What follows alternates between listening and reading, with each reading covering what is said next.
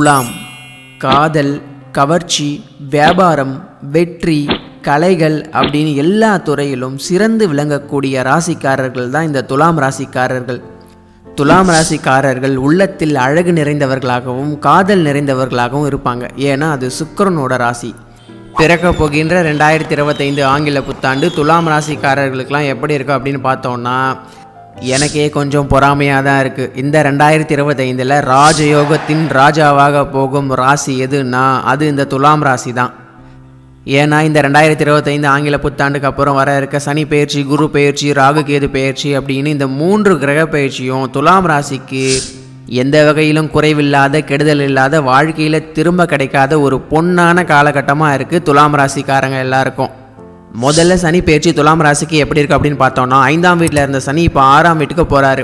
6ஆம் வீட்டிற்கு போகும் சனி கடன், நோய், எதிரி, வம்பு, வழக்கு, அசிங்கம், கேவலம் இது எல்லாத்தையும் கெடுப்பார். இது எல்லாத்தையும் உங்கள் பக்கம் நெருங்க விடாமல் பண்ணுவார்.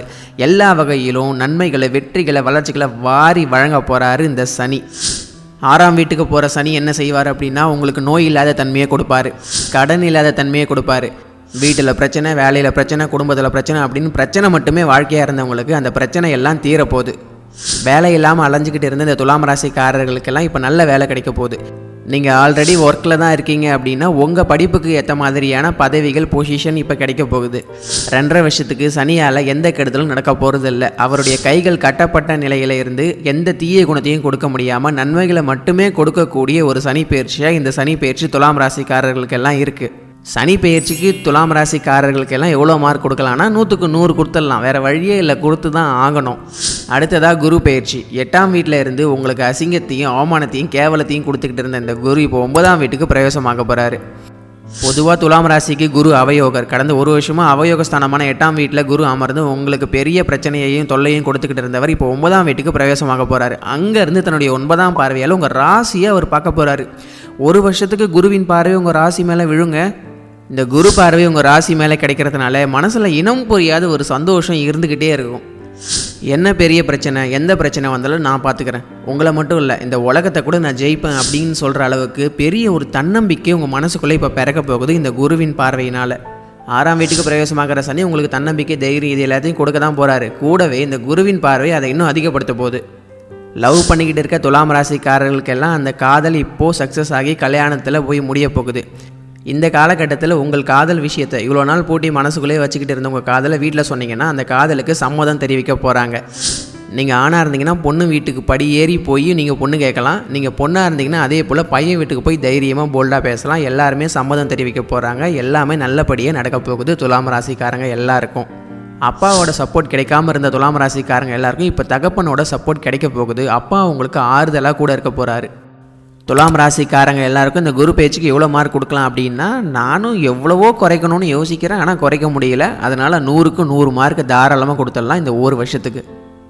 அடுத்து ராகு கேது பெயர்ச்சி. இவ்வளோ நாள் 6ஆம் வீட்டில் இருந்த ராகு இப்போ 5ஆம் வீட்டுக்கு பிரவேசமாக்க போகிறாரு. 2ஆம் வீட்டில் இருந்த கேது இப்போ 3ஆம் வீட்டுக்கு போகிறாரு. 5ஆம் இடமான கோணத்திற்கு பாவரான ராகு வரும்போது அப்போ பெரிய கெடுதலை செய்வார் அப்படின்னு நீங்கள் நினச்சிங்கன்னா இல்லை. 5ஆம் இடம் அப்படிங்கிறது அதிர்ஷ்டத்தை குறிக்கக்கூடிய இடம். ராகு எந்த வீட்டில் இருக்காரோ அந்த வீட்டின் பலனை எடுத்து அப்படியே செய்வார். என்ன அவருடைய வழியில் செய்வார். அதனால் இந்த ராகு பெயர்ச்சியால் நிறைய அதிர்ஷ்டங்களும் கிடைக்க போகுது துலாம் ராசிக்காரங்களுக்கு.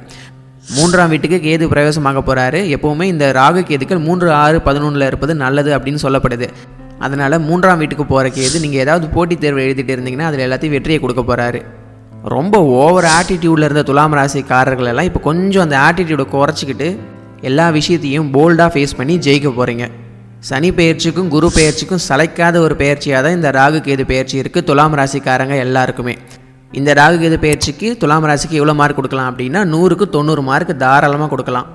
முடிவாக இந்த 3 கிரக பயிற்சிகளையும் வச்சு பார்க்கும்பொழுது பிறக்க போகின்ற 2025 ஆங்கில புத்தாண்டு துலாம் ராசிக்காரங்களுக்கு உண்மையாகவே ஒரு ராஜயோகத்தை, ஒரு பெரிய ஒரு யோகத்தை நீங்கள் எதிர்பார்க்காத அளவுக்கு வாழ்க்கையில் கொடுக்க போகுது.